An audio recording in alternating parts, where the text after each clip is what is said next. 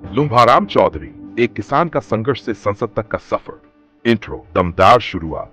राजस्थान की इस पावन भूमि ने न जाने कितने वीरों को जन्म दिया है, लेकिन आज हम एक ऐसे साधारण किसान की असाधारण कहानी लेकर आए हैं जिसने अपनी मेहनत और लगन से संसद तक का सफर तय किया।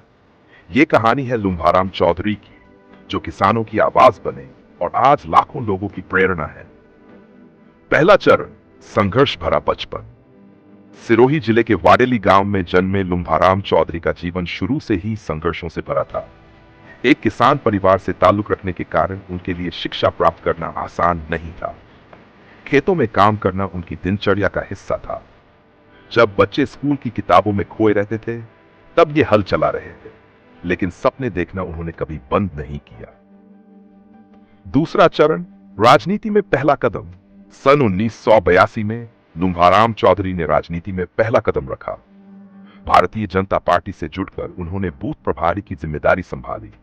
उस समय किसी ने सोचा भी नहीं था कि एक दिन ये व्यक्ति संसद तक पहुंचेगा, मगर सच्ची लगन और मेहनत कभी व्यर्थ नहीं जाती। 1995 में उन्होंने वाडेली ग्राम पंचायत में वार्ड पंच का चुनाव जीता। इसके बाद 2005 में सिरोही पंचायत समिति के प्रधान बने।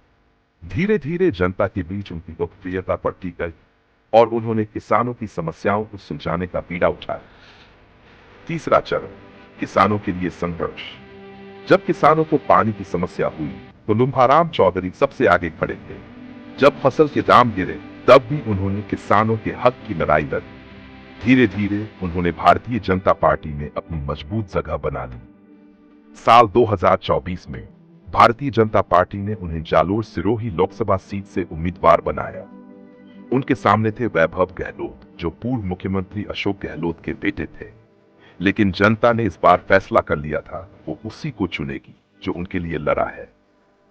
चौथा चरण, ऐतिहासिक जीत और संसद तक का सफर। लोकसभा चुनावों के नतीजे जब आए तो पूरा राजस्थान चौंक गया। लुम्भाराम चौधरी ने वैभव गहलोत को भारी मतों से हराया। ये सिर्फ एक राजनीतिक जीत नहीं थी, ये किसानों के संघर्ष की जीत थी। ये उस मेहनती इंसान की जीत थी जो कभी खेतों में काम करता था और आज संसद में बैठकर अपने क्षेत्र की आवाज उठा रहा है। सांसद बनने के बाद उन्होंने पहला संकल्प लिया, किसानों और आम जनता की भलाई के लिए कार्य करना। आज भी वो संसद में रहकर भी दिल से वही किसान के बेटे हैं जो कभी हल चलाया करता था। आखिरी शब्द, प्रेरणादायक संदेश। दोस्तों, ये कहानी सिर्फ लुम्भाराम चौधरी की नहीं है, ये कहानी हर उस इंसान की है जिसने अपनी मेहनत और ईमानदारी से अपनी तकदीर खुद लिखी है।